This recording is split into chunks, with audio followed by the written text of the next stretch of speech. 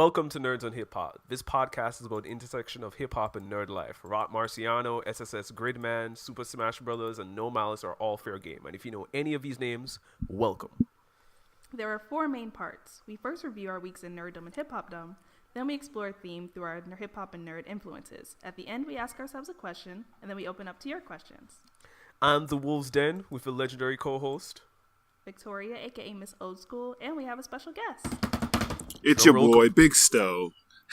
I'm so happy to be here. I'm sorry, I cut off your drum roll and everything. Damn. No worries. But I'll take it, though. No. So the people may know you from like 11 different places. List them all for the people. Yeah, what's up, guys? Big Sto. You might know me from Dead End Hip Hop. You might know me from OK Though. You might know me from Taste Creators. And now you know me from Nerds on Hip Hop. So here we go. Yep. Yay. And one of the only Twitter timelines on hip hop related, co-signed by Dark Adams. That's the extra important part. Right. I appreciate you doing your research. That's dope. No doubt. My co-host can tell you I sometimes overly stand for Dark Timeline. So. Definitely so. But we'll kind of talk about our weeks in nerddom, and I guess I'll open up to you first. What have you been focusing on in your nerddom life still? Man, I'm not even gonna front. It's been all Super Smash Bros. We're a week away. It's about damn time. I honestly cannot wait to play the damn game. So many leaks have happened, so much different news and stuff like that. I've been trying to distract myself with other games, but it's the hype is there. It's overwhelming, and I can't wait to play the game here on Thursday? Oh yeah, right. The midnight release. I forgot about that. Right. Well, we'll see. I don't know if they're doing a midnight release or not. I hope so, but we'll see. And all those fake leaks, all the hearts broken after that too. Yeah, man. Honestly, there have been so many heartbreaks. We'll see what happens at the Game Awards on Thursday, but we'll see what happens. Wait, what fake leaks happened? So I've been totally out of the loop. I started a new job a few months ago actually now, in October, and I just haven't been in the entertainment world as much as I used to be. Hey, ain't nothing wrong with that. That's lit. You got a job though. Yeah. Yeah. So what leaks happens? I need a refresher. I mean, it's a long line, honestly. I mean, Okay. you've had everything from all types of characters claim to be confirmed, from Shadow the Hedgehog, from Banjo-Kazooie to Mach Rider at one point, which was wild. Mach Rider at one point. Yeah, that would have been wild. Shadow would have been cool. Shadow would have been lit. It would have been lit. That would have been really cool. I'm still disappointed that my boy Isaac didn't make it. That's who I really wanted. Yeah, Isaac. Damn, that's the other one I forgot. That was the first one that he showed off in that direct, I think, right? Yeah, it was just he like, said wow. that's his trailer. Wow. I was like, wow, you got to be kidding me. That was my boy. That's my boy right there. Yeah, if just for more music. That's the only, I want Golden Sun for other reasons, but mainly just to get the music in Smash. I want the music in Smash, but what I want is the same thing that happened with Marth and Roy back in Melee, where people are like, yo, who are these cats? I don't know who these cats are. And now Fire Emblem's one of the biggest series, in the world. It would have been sick to have Isaac and Golden Sun or something like that take that type of notice and attention. Yeah, and it's been heartbreaking because I don't know if you see what people have been trying to say about the original games, that they're not as good as we remember. But it's when you look at what they provide from dungeon design, I'm I can't think of another JRPG from dungeon design to be anywhere as good as that. You may have better stories, but dungeons not even close. I don't think you can diss my thing is, if you're dissing Golden Sun and you're really trying to say that it's not as good as we remember it or whatever, you clearly didn't play the game, because I feel like that joint was one of a kind, if you're asking me. Yep. Yeah, I'm all the way with you. We'll see what DLC comes out. We don't know what Sakurai's up to, but we'll see what happens. As we know, anything is possible. That's right. There are no rules. Right. We literally had a damn plant get announced as the last character, so anything is possible. That sounds fun. I know that you've been busy with the job and stuff, but what have you been able to sneak in any nerdy things recently? Yes, I have. So, one thing, like, people are probably getting mad at me. I think I mentioned it when we were on another podcast, though, was I'm watching Naruto for the first time. So I started this maybe about a month and a half ago. I've been kind of inching through it like every day. So right now I am at the point. Wait. So have you seen Naruto? I'm assuming you have. Yeah.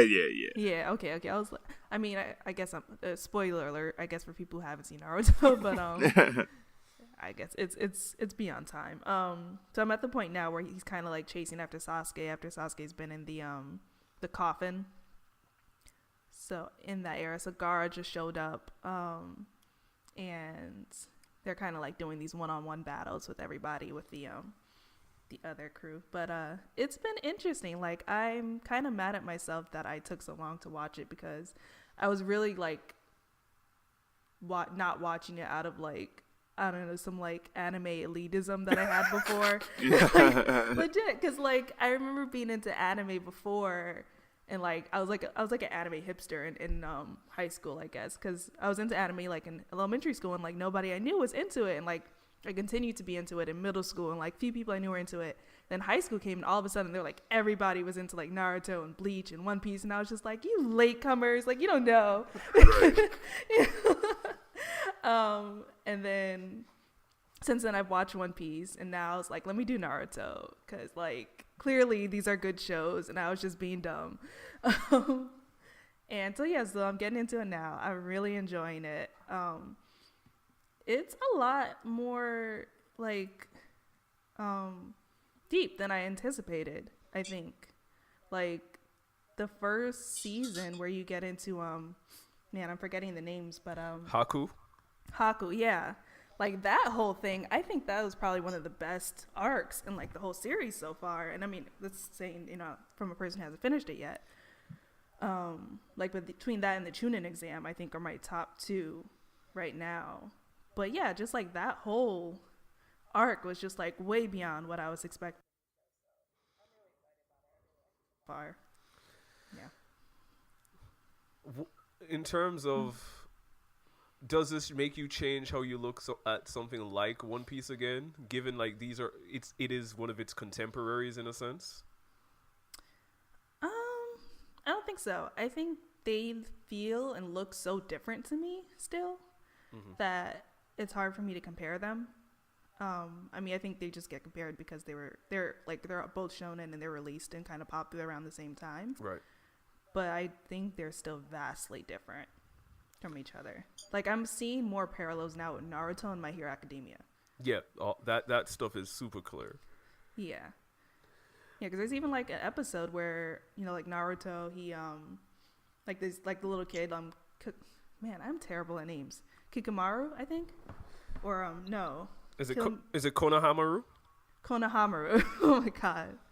Yeah, so Konohamaru, and then like I think Deku has like a similar experience with that, where like he kind of like saves him, and like Konohamaru was like, I don't want to be like whatever this. He's like, I'm not want to get involved in this. And like Deku kind of has that with the kid. He's like, I don't like superheroes, and then he like becomes like this inspiration for this kid. And so I was like, it was cool to just kind of see like the legacy of that sort of like coming. It was like, oh, like I'm sure like My Hero Academia like drew some inspiration from Naruto, and I'm sure maybe Naruto drew some inspirations from something before that, but it's kind of cool just to see that lineage too. Do you have a lot of history with Naruto still? I'm not going to front. I definitely did back in high school and stuff like that. But at the same time, I had so much trouble trying to follow things. And like I would jump in and then jump out because I'd get bored, and then jump back in. And I'd be like, what the hell's going on? But like I can never, put down like how legendary and just historical like Naruto is. Like because it's just funny to talk about, because now I feel like Naruto is a staple. Like you can't like, people will clown Naruto, whatever, but it's not as bad as it used to be when we were growing up and stuff like that. Now it's like we understand that Naruto is a staple and it has inspired so many different mangas and anime and stuff like that. Mm-hmm. So but I was back in the day. I used to follow it. Used to try to watch it all the time on Toonami and stuff like that. And then I got into college. I just didn't have time to keep up. It's like there's Naruto, and then there's Shikamaru, and then there's Sasuke, and then there's Orochimaru, and then it's like, all right, you know what? I can't keep up. I think Shonen burns you out. It's that. During college, I made a commitment to myself. I was not watching anything more than 24 episodes, and I did pretty well. It made life a lot easier. That's been kind of my struggle now, which is like I was good for a while. Like I was like binging every day, and then I'm like I need a shonen slow down real quick. Now it's a commitment, yo. It is, like, especially because I'm doing this right after like One Piece, and that's a commitment. Oh my goodness. Right. So it's just like, oh, I need to watch something else for a bit. Right. Yeah, and then. But it was good. Speaking of commitments, I've decided to make my own commitment to the Grant Morrison Batman run. Ooh.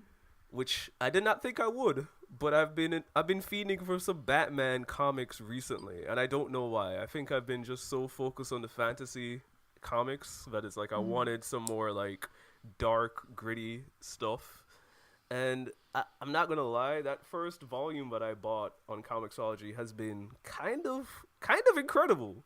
Like, not even, I don't even think I could oversell that the first volume, because there are two mini story arcs. One introduces a new Robin, essentially, which we've had him for like 12 years now, but back then in 2006 he was new, Damian. Mm-hmm. And it's hilarious watching, like, he's the son of Bruce and Talia al Ghul, and he's raised to be Ra's al Ghul's essentially resurrected body eventually. So he's all ninja, nothing else. And then he gets to reunite with Bruce, and what's the first thing that he does to try to prove to Bruce that he would be a good Robin? Bruce is out trying to find a killer, and then you find out later in that same issue that not only did Robin kill the killer, he carried the head back to the Batcave. Oh no. Just broke all the Bat rules. all of them in your first night with Bruce. Right.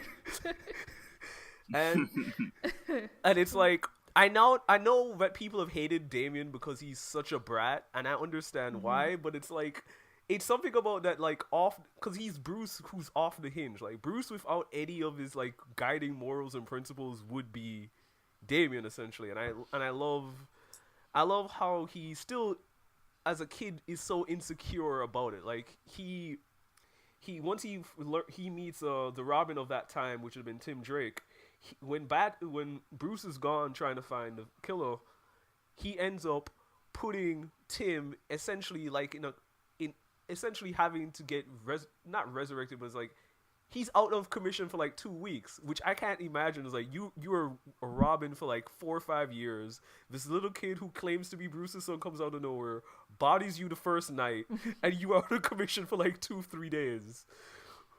While it's one of those things where it's like, Damien is terrible, but it's also that kind of terrible that you kind of love. Like, I know that in My Hero we talk about I don't like Bakugo because he's a bully. Mm-hmm.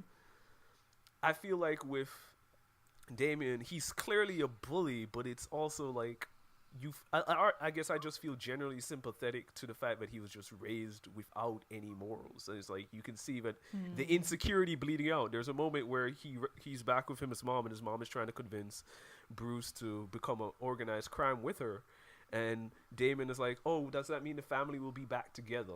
Like, it's those small like human moments where you realize, oh, you're a killer, but you're still just a kid. Like, you still it bleeds out him all the time, and I think I like that part of this Batman run. No, does Damien only like kill villains, or does he like it's like anyone's fair game?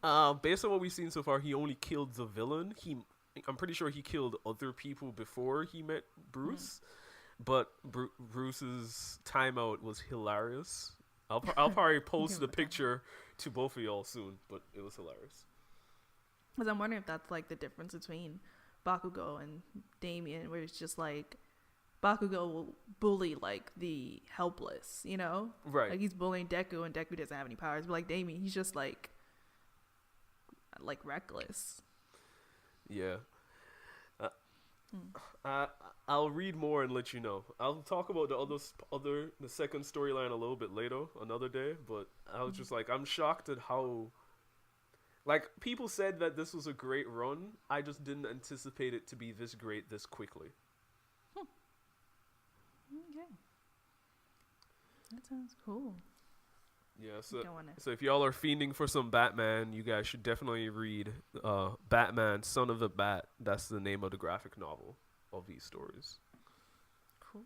Yeah, I haven't done a superhero comic in a while, so that'd be pretty cool. Yeah, I read a little bit of the Scott Snyder run that recently came out. Yeah, what did you think?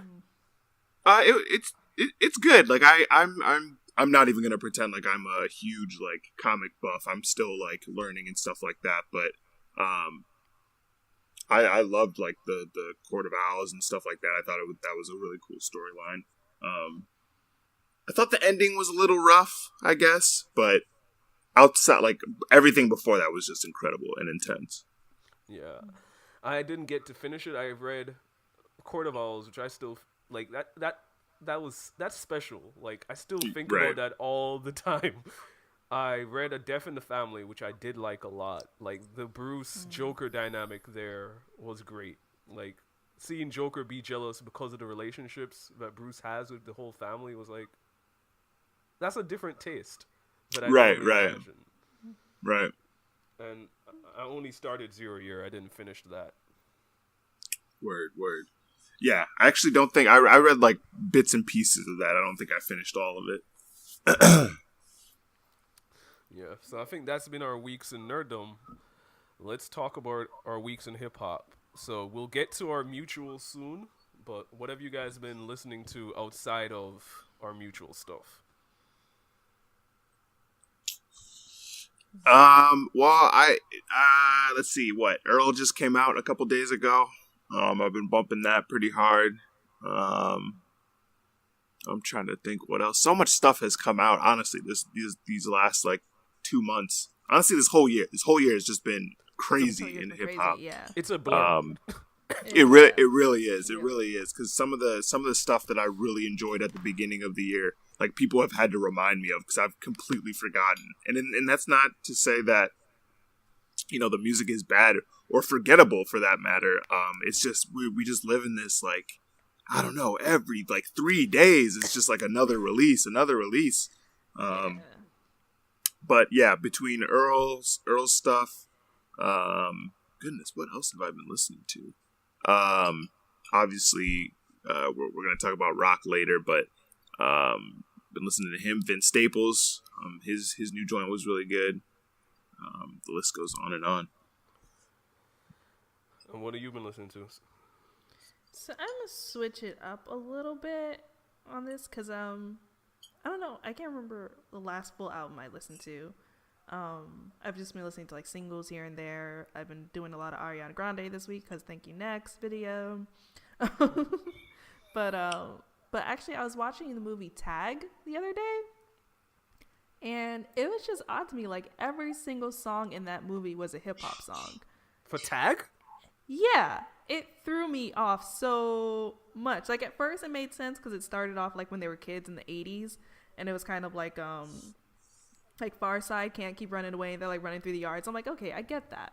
But like after that it was like Tribe, it had KRS-One, Beastie Boys, like Ice-T, Colors, Motown Philly by Boyz II Men, which isn't hip hop but still like in the same realm. And it was just like, it was really throwing me off. Like I was not expecting that from this movie. Am I tripping? Aren't the majority of the cast like super white?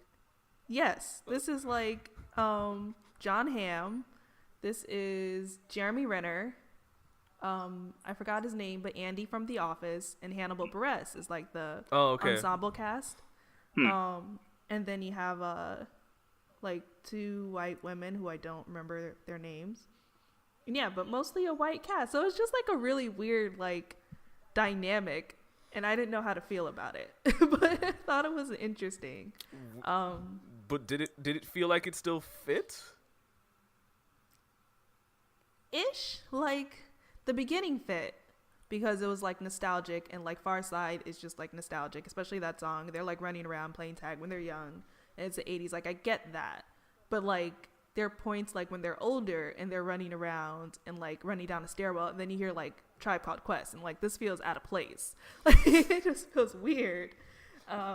But I'm like, hey, black artists getting paid, but it's like, hey, black artists being used in movies with barely any black characters.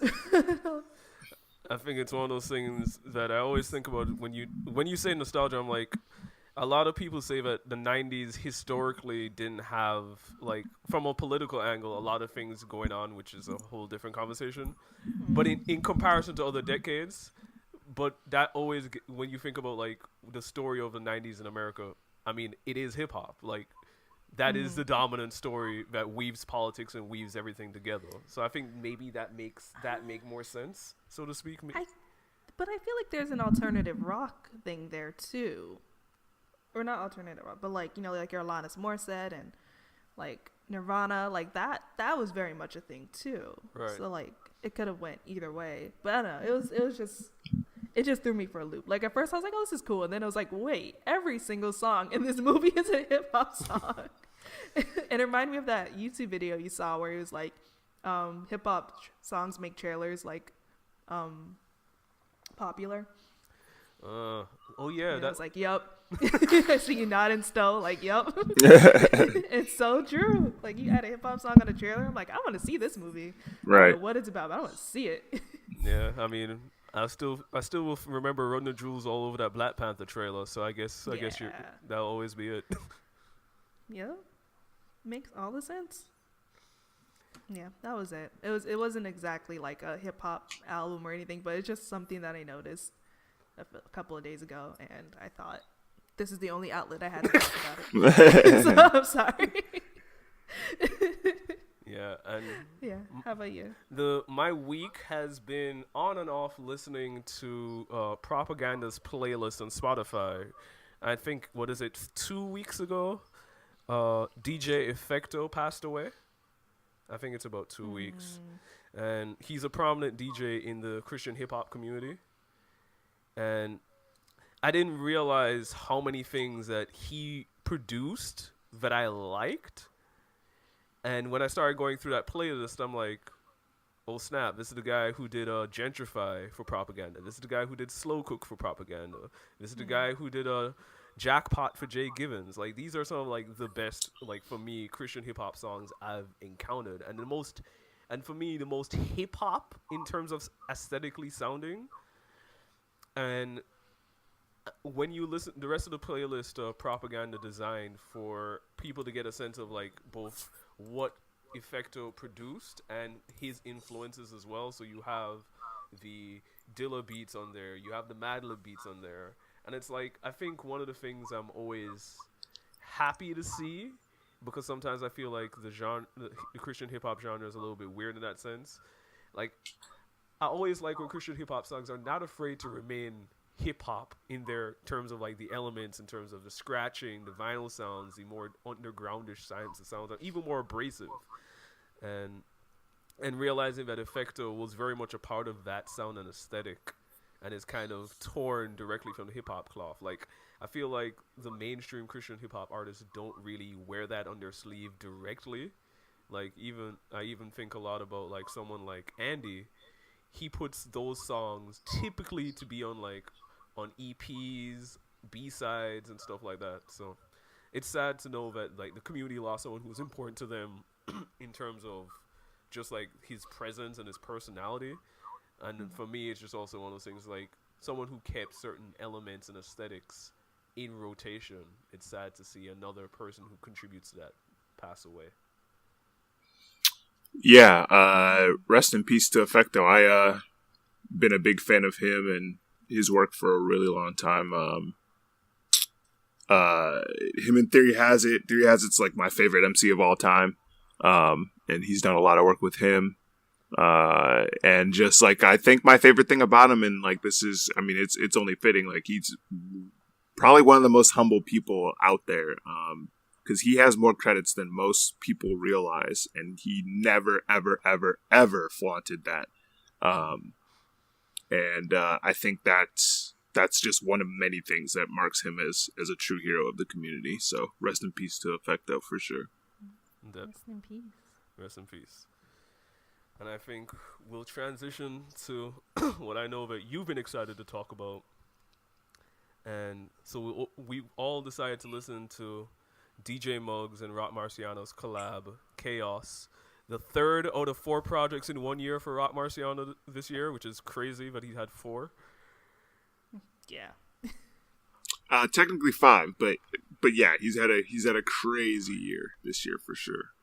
Oh, what else am I missing? Because it's Bitter Dose 2. It is Behold a Dark Horse. This joint, the instrumentals. And then he produced what's it called? I think it's called like Dark Hennessy or something like that for someone. I can't remember. I did see on his discography list who it was, but yeah, he produced an entire album for someone as well. I think he's put out some like smaller projects too. It's so hard to keep up with him. But yeah, those are the 4 projects. Like those are the huge, like, you know, pillars. You know what I mean? Warm Hennessy. I'm sorry, that's what it was called. Okay, so I clearly need to add that to my listen list. But so, what did you think of Kaos? I mean, for me, it's my album of the year.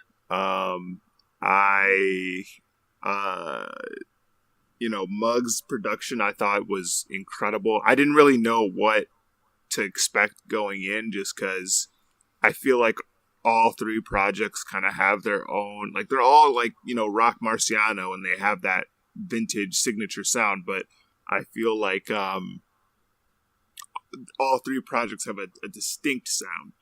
So I didn't know what was going to happen with this joint, but I think for me, like the 2 joints that really explain it are like the what is it, the E Train, and then the joint immediately after it. I can't remember what song is after it, but it has the jazzy, chill, you know, wavy type stuff, but there's some heaters on there as well. So, and I don't know, to me, Rock Marciano just makes it look way too easy. I don't know how he does it. But you know, I thought front to back, 10 tracks, not a second wasted, not a word wasted.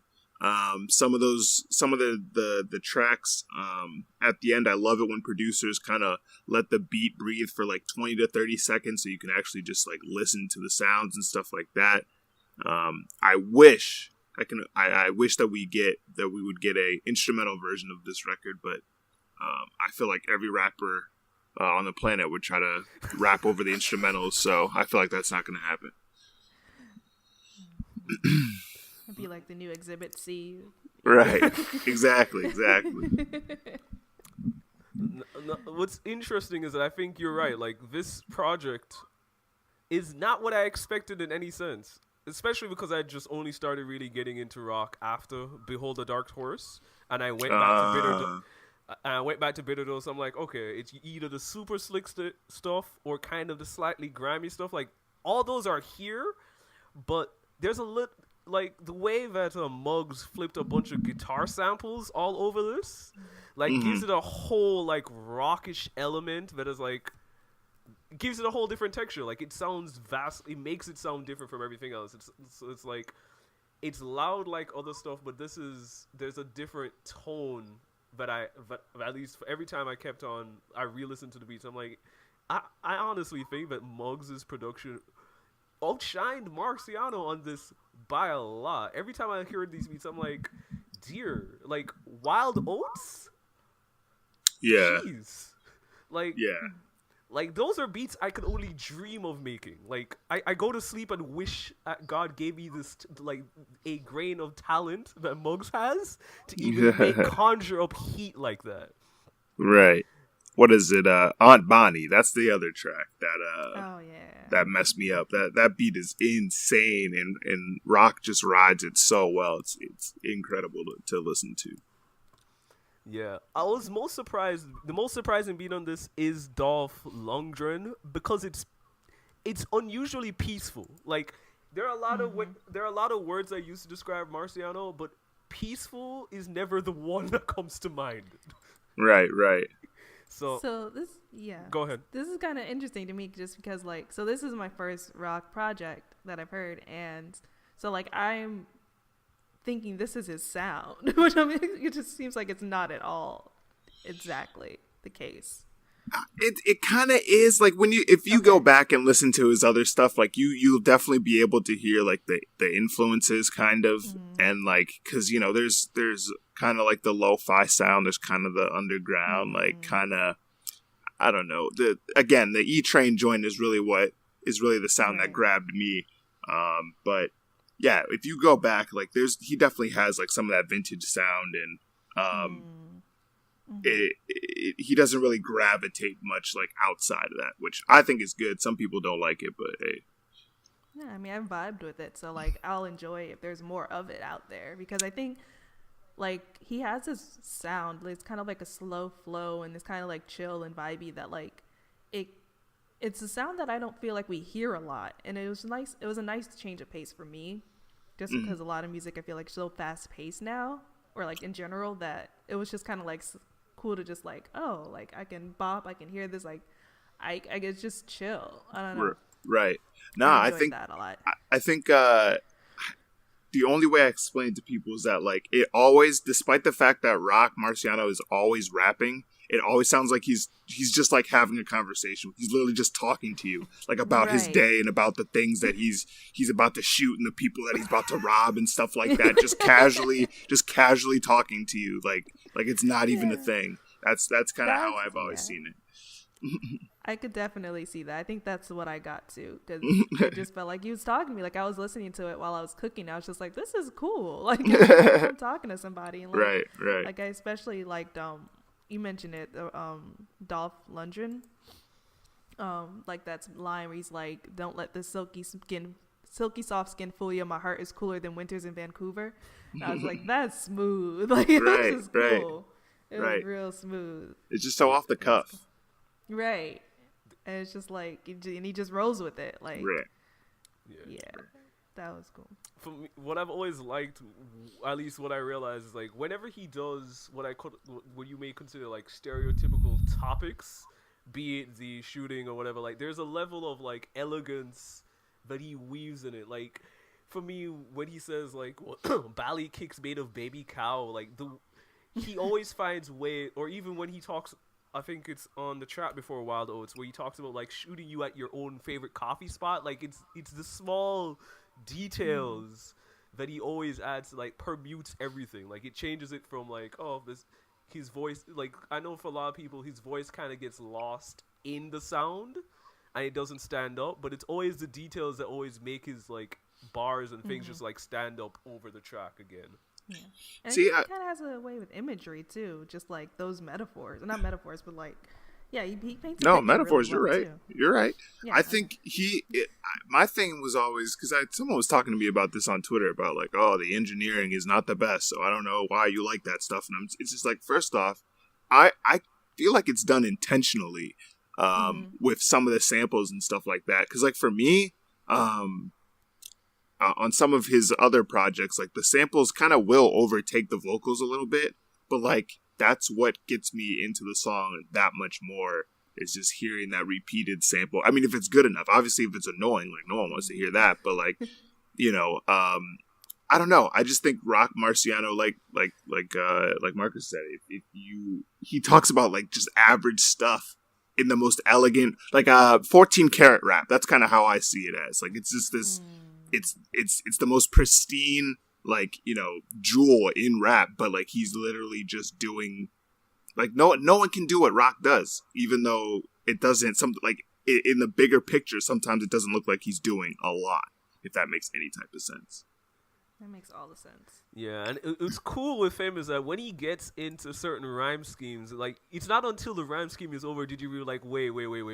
Like there's a point in I think it's either White Dirt, where he has like brain fragment coming off of your jean jacket. Like it's like there's like a whole sequence that leads off to that. I'm like wait, and then he just goes back and just be like super basic, like straightforward flow, and then he'll do a small rhyme scheme like that again. Like it reminds me a lot of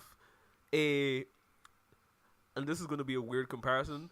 I think Sky Zoo does this a lot as well. Like he'll go in and out of certain rhyme schemes, but the way that, like I always consider Sky Zoo to like there's a it's like he hits the floor every time he punches a certain like rhyme scheme. With Rock, he doesn't hit the floor. It's just like it's seamless and it's in and out, and you don't even recognize it until it's over. Yeah, it just flows. I think my line is from Aunt Bonnie, where he's like, "I'd rather do crime with the mob than punch a time card. Your body pop out the drop like a Pop-Tart." And if you listen really carefully, you can actually hear like a Pop-Tart coming out of a toaster when that line comes up. And I was like, "Yo, this is too much. That's incredible. Like, yes, let's go."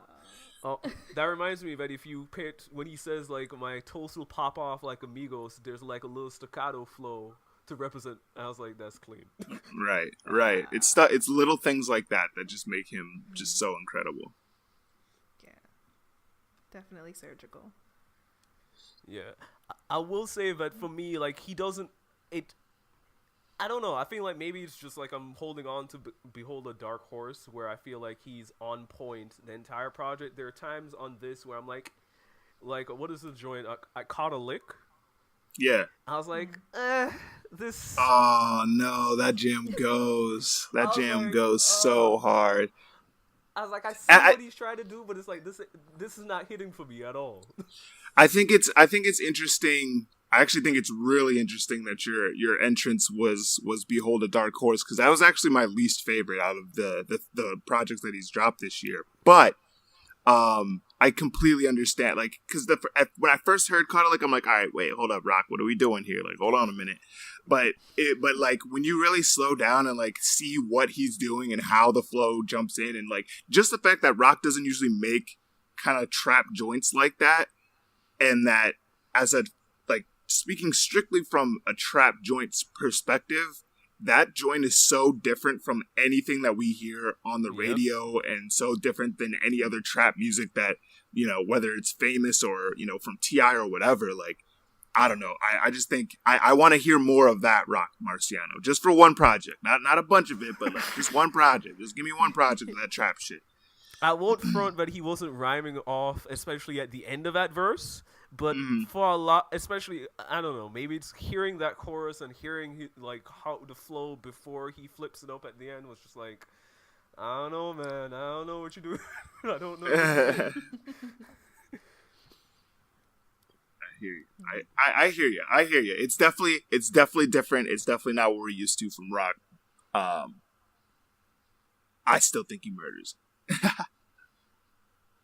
Yeah, I think it's pretty dope. It made me want to listen to more of his projects, so that's always a good standard for me, where it's like, I want to hear more of you. Right.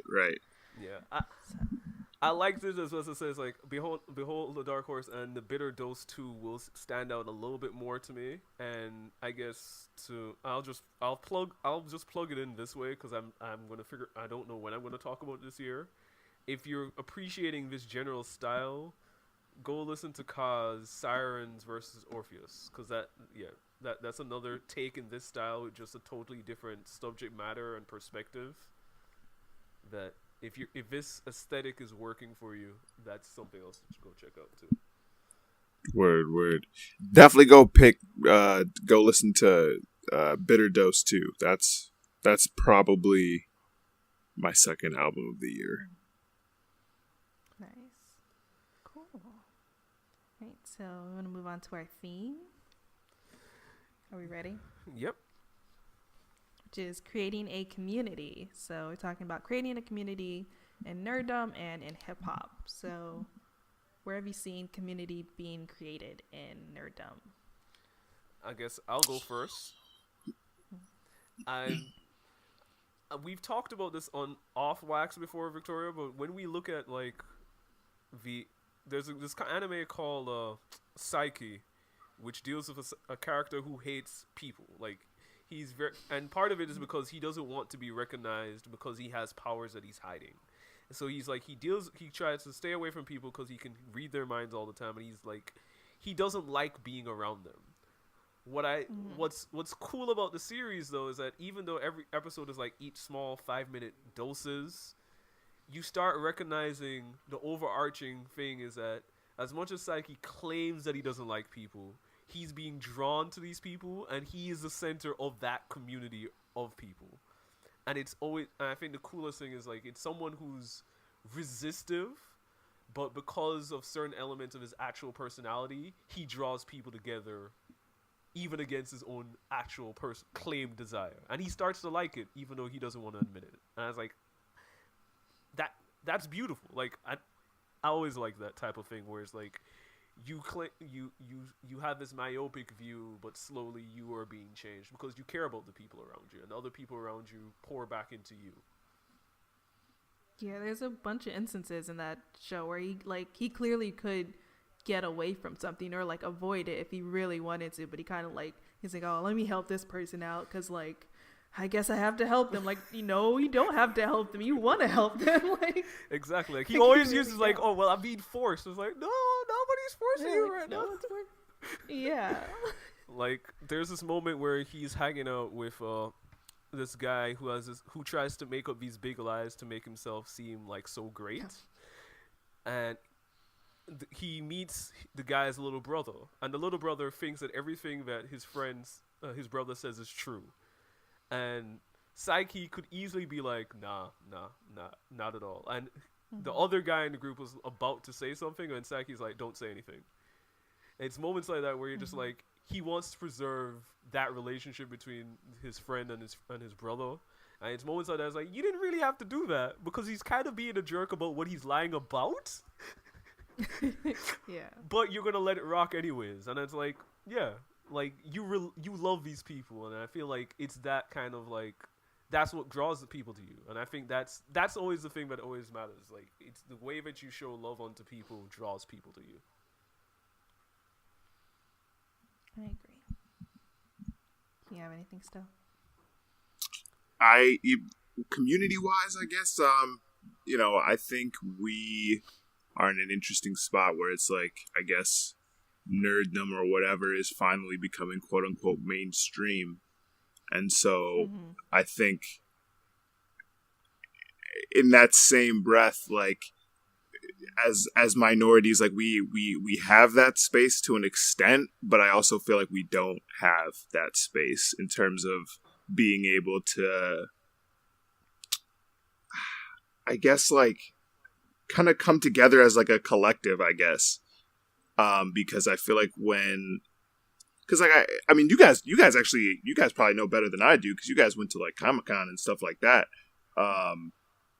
So you guys probably have seen firsthand kind of like, I guess, the division sometimes that comes with being a minority that's also like a nerd and stuff like that. Yeah. I mean, I think one of the things we notice every time we do these, we're usually the only panel with an all black group of people that are talking about something outside of race, which is just like that, like alone, which is really wild to talk about, because it's like, I mean, obviously there are so many damn layers to this conversation that we could talk forever, but I mean, honestly, like hearing that is baffling. I actually had no clue that was the case, because you would have thought that definitely by now, with how Twitter seems to be going, with how social media just in general, and the conversation in general is going, you would think that we would have more of those spaces, and we would be having more of those panels and stuff like that. So that's wild to me. Yeah, and I guess to even touch on that, I also think sometimes about how they perceive our panels sometimes. Like, we've been placed at weird slots because you can kind of tell that they don't know what to do with us. Yeah, I think we're still seen as kind of niche, where it's kind of like, all right, where can we put that? I think the only people who, like, I guess, quote unquote, believed in us were Anime NYC, because they gave us a really good time slot. But like, for the most part, we're placed at random times because they're just like, we're not sure if this is a popular thing or not. Yeah, right. We think a lot about our experiences at MomoCon last year. Like, we enjoyed that, and there's a lot of great stuff that came from that, but they placed us at midnight, 1 a.m. Not midnight. Yeah, 1 a.m. 1 a.m. Yeah. But I mean, Yeah. we had a good turnout. Like, it was clear. Like, we had like 30 people show up, which to me was like amazing for a 1 a.m. panel. Absolutely. Cause like, so like, but yeah, we got plays at 1 a.m. Yeah, so That's so crazy. So I think that's one of the things about minority nerdom in general is like I feel like they don't know what to do with us, and then for those who they may know what to do with, those people are kind of dropping the ball a lot. I'm not gonna go name those names right now, but they've fractured a lot of trust indirectly in the minority nerd community, where it's like I feel like we're almost gonna start over again at this rate. Yeah. Well, I think there's a lot going on where, like, unfortunately, I mean, obviously I talk about how, like, you know, minorities don't necessarily have the space or whatever, but clearly there are people who understand that, you know, we're a force because we see, you know, white businesses trying to take advantage of, you know, black nerds and stuff like that all the time. It's a marketing thing. We've all seen it. And you know, who some of these people are trying to appeal to. So it's like, it's really strange to think about when, and I mean, we've seen this not just when it comes to like nerddom, but like other stuff, whether it's music and, you know, stuff like that. It's never just, okay, like we're black and we're nerds and we like to enjoy this stuff. It's always, there's always a monetization factor that comes along with it. It's like, oh, well, how can we get all these black nerds together so we can take their money? Like, so, you know, when you have those two things kind of coming together, and then, like, I'm not even trying to be that guy, but like when you have certain minority publications even kind of sectioning off black people, or I'm sorry, minorities, but minorities into certain groups, or, you know, if you don't like this, or if you aren't into that, then you aren't black. So, you know what I mean? So like, and last time I checked, if it wasn't even like maybe 10 years ago when if you were black and a nerd, there were some black people out there that were like, what? Like, you must be white. So, like, you know, all that stuff coming together into one conversation. Like, there's so much work that needs to be done, obviously. But, you know, I'm still, honestly, my mind is still blown over you guys being the only panel with you know, an only minority, like, set. Like, that's insane. We're so behind if that's the case. No, I mean, to be fair, there are other panels that are like all black, but they usually have like one aspect of like, they're talking about like Afrofuturism or something right. in relation to the being black. And we're usually the only one, I think, that doesn't have that as overt. Right. But yeah. I think, and they're great panels too, but it's just a thing that I noticed. Right. And I think that transitions into who you wanted to talk about, right? Or right. Yeah, so like talking about like that community and like trying to carve out a space for like being black and nerdy, like that's why I love the Adorned by Chi brand, which by Jack A. She's a black woman. She creates like she started off making t-shirts and like accessories for like nerdy women, so like, or nerdy people actually, sorry. So it's like to have like shirts like Solange is my patroness, you know, pretty girls like anime. What else does she have? I have a bunch, like Magical Girl Gang, like just bunch of dope stuff. And now she has her own manga, which is like really cool too, just like adding on to like that brand. And just like, I love the fact that she's created a space for us online, and that's just been really dope to like see her flourish. Yeah, and it's good to, like, the thing that I'm always happy about is like people show up for her. Like, I know people who just love the brand because of what she represents to a lot of people. And I think, yeah, it's like, I think she's created a space for people to see themselves in. I think that's, but not like in a sincere manner. I'll put it that way. Yeah, I completely agree. And I mean, there's also like Quirktastic too, which is really dope. I got a shirt from them, like Sunflower Samurai. I Love Ramen. Like, I got both of those shirts from them. And they're kind of like another group that's like putting together this online space and like physical spaces for black nerds, because they'll like throw events as well. So yeah, that's just been really cool. I like that idea. And I guess we can start thinking about it in hopdom in terms of what comes to mind. I mean, it's kind of the same thing for me almost. I mean, not you know, obviously just as detailed, but it's we're in a time where I don't know, what did I read the other day? I think I don't even want to be throwing names out there because I could be wrong, but I think it might have been OK Player that posted like the question of, oh no, that's what it was. They posted someone saying, like, some legendary rock star essentially saying that white people shouldn't rap. And people pose the question, like, is that the case or not? And it's like, I don't think that's ever the thing that we as Black people have wanted with hip hop. I think we've always wanted hip hop to be all inclusive and stuff like that. It's literally when it becomes this, this machine that is only used to perpetrate certain stereotypes. And because I mean, goddamn, like, here we go, perfect example. I mean, I'm sure you guys have seen like the Sheck West meme where it's like where it's like white people definitely be going hard on like the Mo Bamba joint, and then, you know, the N-word comes up and they'll be saying that just as loud as everything else. And it's like, okay, like, do you understand like what you're saying here? Do you understand that it's much deeper than just some lyric that you're shouting out? So like, I don't know, I'm honestly going on a tangent. I apologize, but No in worries. terms of community, I do feel like there needs to be like there does need to be like a type of, I guess, education for white people and stuff like that, because some of them do not know a damn thing about hip hop and stuff like that, which is really scary. But on the other side of that, I'm never gonna be like, white people shouldn't rap. Like, come on, Mac Miller, he's genuinely one of the best MCs that we've had, one of the best hip hop artists, excuse me, because he was a producer as well. So, you know, I definitely respect the talent and stuff like that. But the thing is, Mac Miller respected the culture. Right. Never do we hear him say, you know, dropping the N-word and stuff like that.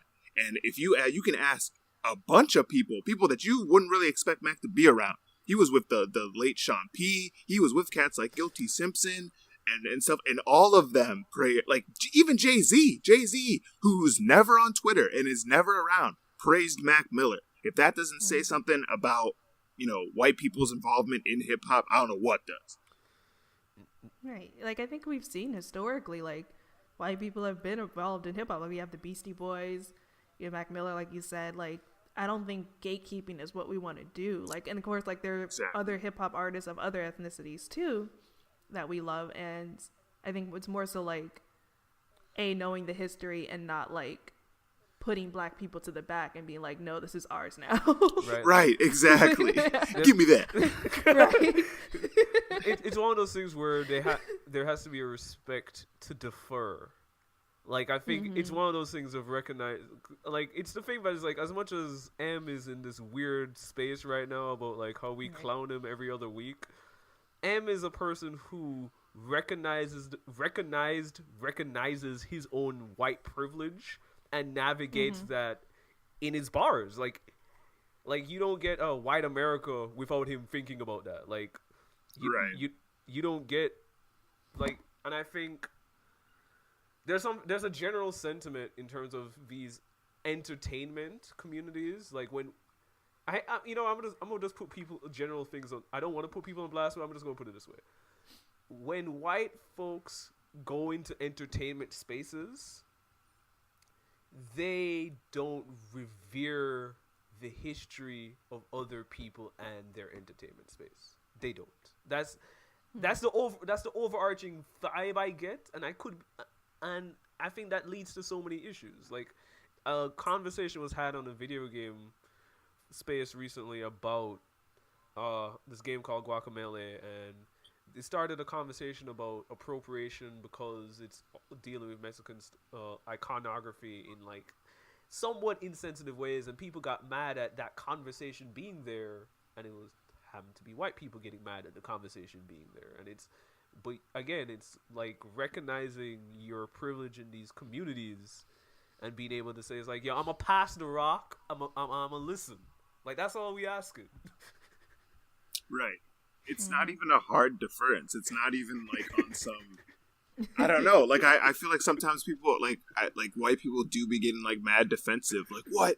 Like, you're just trying to keep rap for yourself. And it's like, no, bro. Like, we just don't want you to say the N-word literally right next to me at this Kanye concert. Like, and so the one example that Marcus reminded me of is I just came back from A3C in October, and Wu-Tang was headlining, and they did their entire debut record, and if it wasn't the most mid audience reaction I have ever seen in my entire life, and listen, and you have to think, like, I'm in Atlanta at this point, like that's a pretty decent melting pot of when it comes to who's there and stuff like that.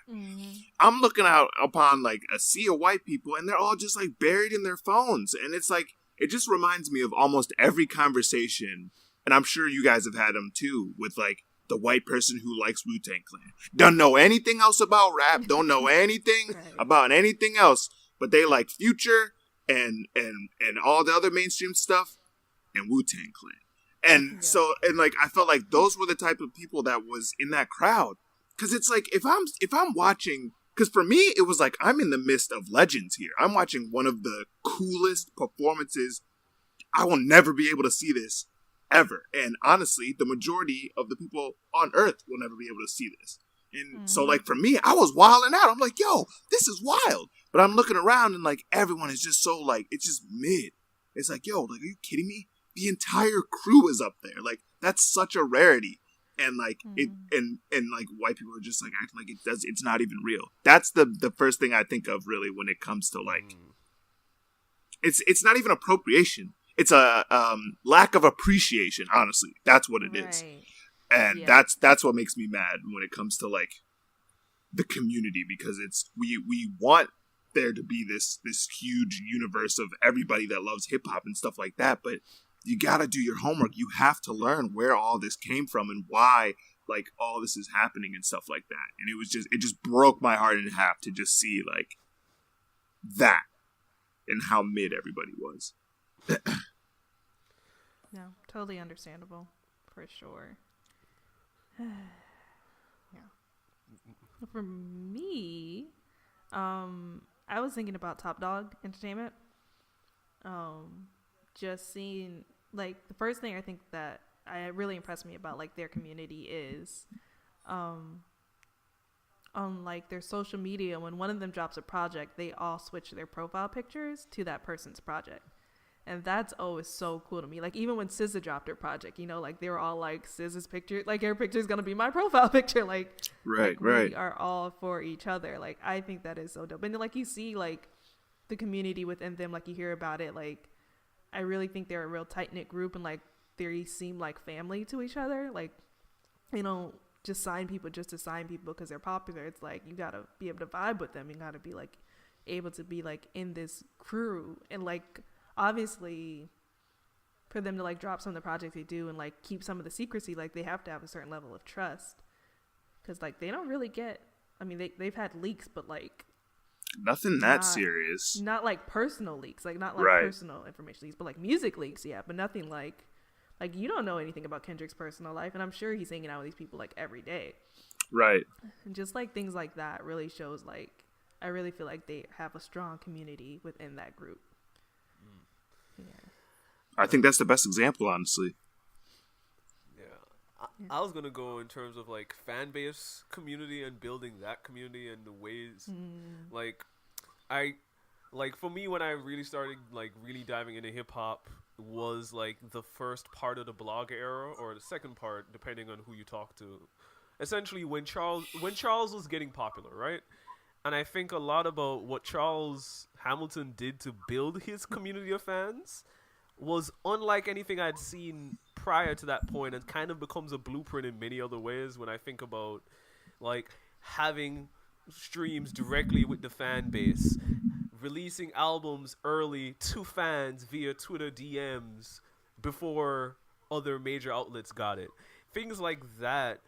And that's the first time where I heard anyone like call their fan base a particular name. Like, they were Star Chasers, and he had a song referencing them, kind of about the weird relationship he had, and then how much the community took it upon themselves when Charles was kind of out of making music to like keep his music going. Like, Charles has probably over 50 projects, and fans were the ones like making sure those links were still up when Mega Upload was falling down, or cats were making entire blogs, and different fans could pitch in every Charles lyric.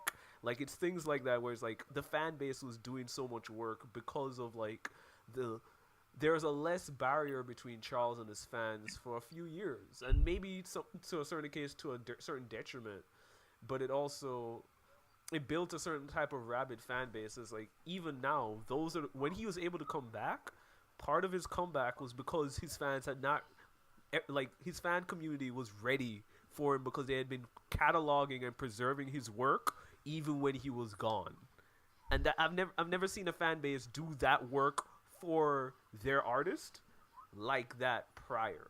And I could be wrong because that may look different in a early 90s era, but I think just like in the internet era, in terms of like you're the one making sure that somewhere this album still exists because there's no physical version. Like I can only think of how many mixtapes we've lost now from that era because no one kept it. Right. Yeah, don't even get me started on that conversation. That conversation is so scary to think about. And this is so random. This is just a tad off topic. Just think, Wiz Khalifa's Kush and Orange Juice just came back on Spotify like 2 weeks ago. That would have been gone forever otherwise. But I mean, you guys kind of follow me on Twitter, so talking about like, creating a community of fans that actually are behind you is really like what I talk about a lot, because it's one thing to have, people retweet, and it's one thing to have people play your stuff and, yeah, word up, this is hot, bro. But it's a completely different story to have a genuine fan who is willing to not just support your career, but completely back it to the point of, like Marcus just said, going through and making sure that things like when Mega Upload goes down and making sure that those releases are still out there, that actually takes so much freaking work that your average, like a lot of the cats that that I know I've talked to and stuff like that, they don't have fans like that, and they don't understand what it takes to create that. It's not, being dope is cool, but fans don't want to just be another statistic, another number. Even if you look at, we were just talking about TDE, even amongst their fans, they've created a community to where, even when something drops, Top is always asking, yo, guys, what track is your favorite? What should we make a video for? Like, that's including your fans in a community to where then when that video comes out, everyone's like, what? Yo, like, I actually had an input on, like, what TDE created and stuff like that. And that's what, and that's what gets the ball rolling for, you're supporting singles, you're going out to shows, you're buying merch and stuff like that. So, creating a community, if you do it right, as both examples that you guys have provided have, like, it can be such a plus. It can literally, and especially in the case of Charles Hamilton, literally carry you if you decide, like, what, let me dip out for a little bit, take a break. You know what? All right, I'm back in it. And your fans are still there, like you never left. That is almost impossible in this type of social media culture that we have nowadays. So if you're able to pull that off, whew. Definitely. Because he was gone for a while. Yep. Yeah. and in that era, like, he's like, because like now preserving albums is probably a little bit easier because a lot of streaming platforms will anticipate to be here long term. In that era, you think about like how many, like, what is it? There's like Ustream has fallen, and there's a bunch of like smaller streaming sites that have fallen by the wayside. But it's like that's the era where like anything can get lost. Like, have you gone back and looked at like 2008 Two Dope Boys website? Like, I've looked back at them and you're just like, the pictures are there. You're talking to a man who wrote for Kevin Nottingham back in the day. Our website is nowhere to be found. All of that is completely gone unless you go on like Archive or something like that. Right. So, thinking about that is wild. That, like, I do think that we're kind of in this weird, like, kind of part 3 of the blog era where it's kind of fallen off, but it's clear, like, rappers clearly still need coverage, so, it still exists. But it's definitely not where it used to be, for sure. Yeah. Yeah. Definitely. So to our what question, what ways have you tried to create a community like yourself? I know for me, I don't think it's really that difficult to try to like make a community. I honestly, truthfully feel like a lot of people are just selfish these days. It's not that hard to ask questions. It's not that hard to ask your fellow man, how are you doing? Like, what are you creating? What are you up to?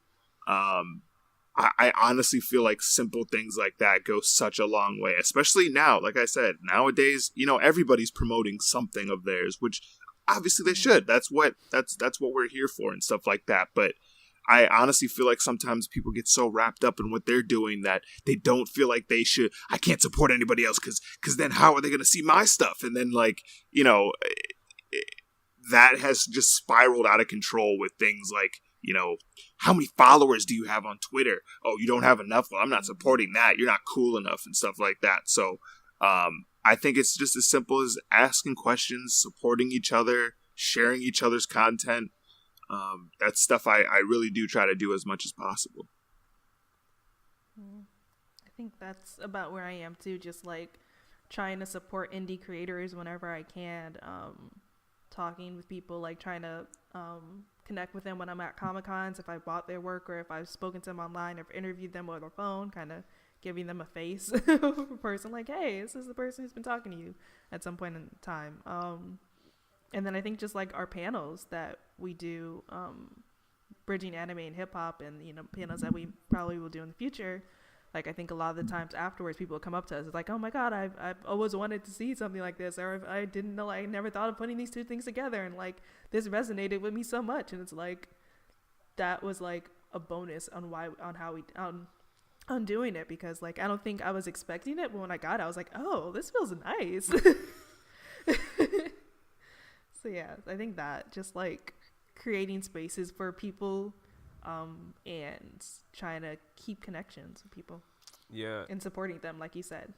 And I think, like, without going too much into like panel creation and stuff like that, it's like that is a little bit of what we sit down and decide, like, when we decide who we want to have and so forth. Like we try to think of like who's this opportunity for, like, because it's like, if at least I always think either Jay has a line or somebody else has a line where it's like, yo, you don't win unless everybody else around you wins.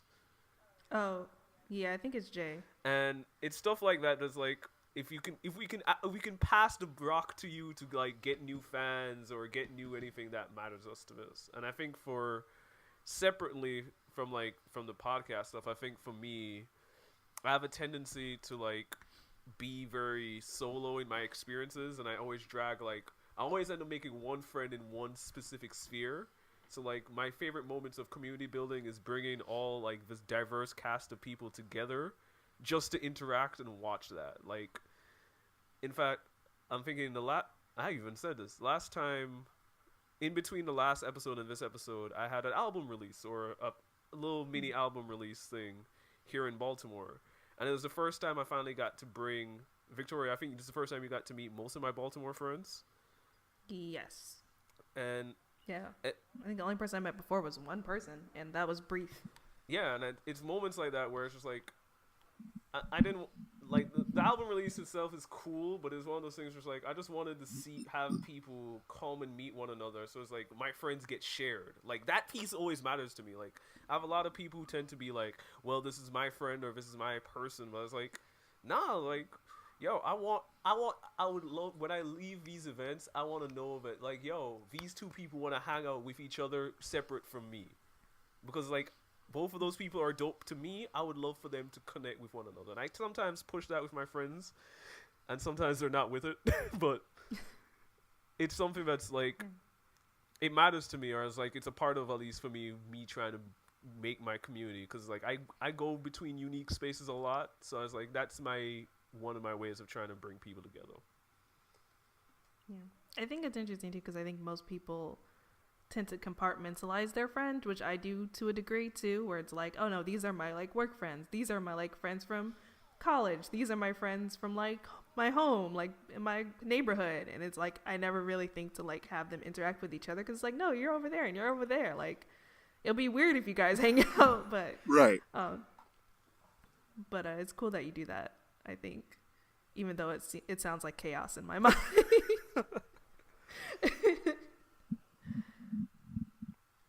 It's cool. And I think that covers it, because I don't think we got any answers to our last question. Nope. But if you want to answer that question, you can hit us up at nerdsandhiphop@gmail.com, or you can hit us up at nerdsandhiphop, the actual our Twitter account, or use the hashtag AskNOHH. Yeah. Or hashtag Nerds on Hip Hop as well. Thank you guys for listening and taking the time out of your wonderful day to spend with all three of us. Yeah, this has been awesome. Thank you so much, Sto, for coming on the show. This has been great. No. Thank you guys for having me. I'm always down to come through. What you guys are doing is big time, and I hope you guys keep it up. Thanks. And could you give the people your social media and plug everything that you do again? Oh yeah, you can follow me on Twitter at Big Sto, BIGSTO. I'm not gonna front, depending on when you guys hear this. If it's after December 7th, I no longer exist because I'll be playing Super Smash Bros. Ultimate. But you can still follow me there. Follow me on Instagram, Sto the Last. My website, stothelastpublicist.com. Hoping to do some more video game news type stuff over there, but we'll see how that goes. But yeah. Yeah, and just to say, the people need your 2K article. Just gonna say that. Man, I've been sitting on it. Honestly, I finished it months ago, and like it's just one of those deals where it's like I want this game to be good. I want 2K to be good, but it's just like I love basketball so much, but it's just like I don't know what's going on anymore. It's to the point where it's like, yo, I go to 2K to release some stress. Had a long day, worked a lot. I'm trying to relieve some stress, trying to ball a little bit. How could they make a game so broken that it stresses me out more than my actual work? That's all I got to say about it. My review will be out soon. I need to read that. I don't play it, but I need to read it. And you can find me online at TheWolvesDen25 on Twitter. I think it's just The Wolves Den on Instagram. And where can they find you, Sailor Scout?